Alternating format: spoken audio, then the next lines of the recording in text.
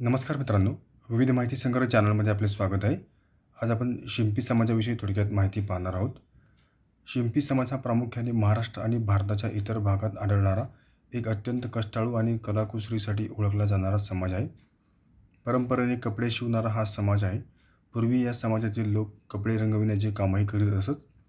कपडे रंगविणे हे काम त्यांनी सोडून दिले व आता शिवणकाम करणे हाच परंपरागत व्यवसाय राहिला आहे.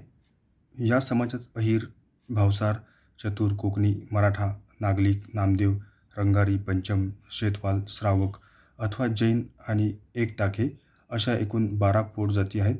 शिंपी जातीतील प्रसिद्ध संत नामदेव हे आपल्या जातीचे संस्थापक आहेत, असे बहुतांश शिंपी मानतात.